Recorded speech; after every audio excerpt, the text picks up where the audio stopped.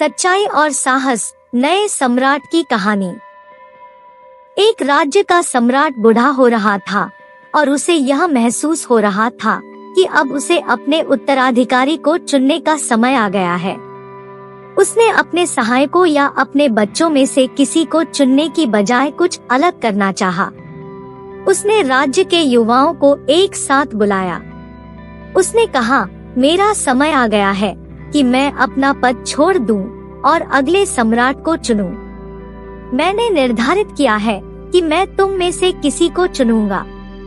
बच्चे चौंक गए, लेकिन सम्राट ने कहा, मैं आज हर एक व्यक्ति को एक बीज देने जा रहा हूँ, एक बहुत विशेष बीज।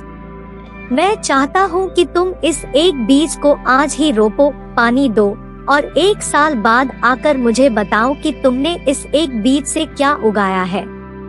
तब मैं तुम्हारे उगाए गए पौधों का मूल्यांकन करूंगा और जिसे भी मैं चुनूंगा वह अगला सम्राट बनेगा। एक लड़का जिसका नाम यादव था, वह उस दिन वहां था और उसने भी एक बीज प्राप्त किया। उसने घर जाकर खुशी खुशी बीज को रोपा और ध्यानपूर्वक पानी दिया। हर दिन उसने इसे पानी दिया और देखा कि क्या उगा।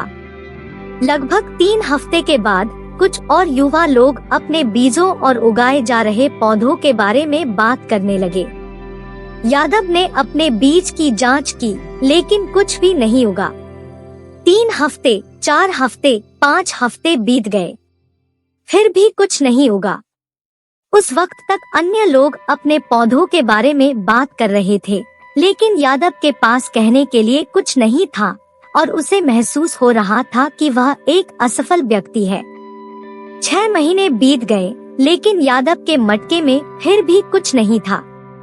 उसने बस इसे उगाया था, लेकिन कुछ नहीं निकला था। वह बस अपने बीज के उगने का इंतजार कर रहा था। 1 साल बीत गया। सम्राट के कहे मुताबिक राज्य के सभी युवा लोग सम्राट के समीक्षा के लिए अपने पौधों को लाए।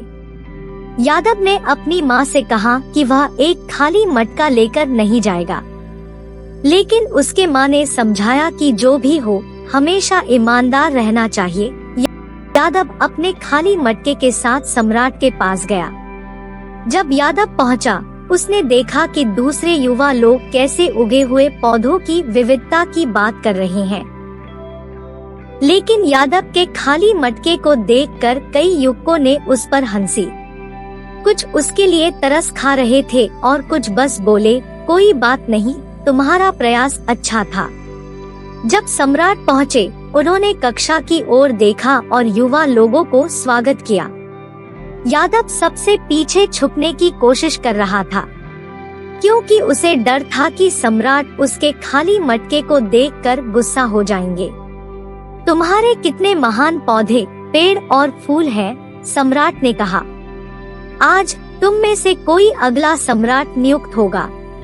सम्राट ने एकदम पीछे खड़े यादव को देखा और उसके खाली मटके को सामने लाने के लिए अपने गार्ड को आदेश दिया।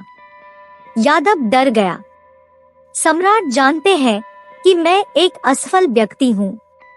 शायद उन्होंने मुझे मौत की सजा देंगे। जब यादव सम्राट के सामने पहुंचा, उसने उसका नाम पूछा। मेरा नाम यादव है, उसने कहा। सभी युवक हंस रहे थे और उसका मजाक उड़ा रहे थे। सम्राट ने सभी से चुप रहने के लिए कहा। उसने यादव को देखा और फिर जनता को घोषित किया, इसे देखो, तुम्हारा नया सम्राट।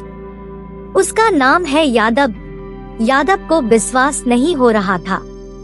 उसने अपने बीज को उगा नहीं सका था, वह कैसे नया सम्राट बन सकता था।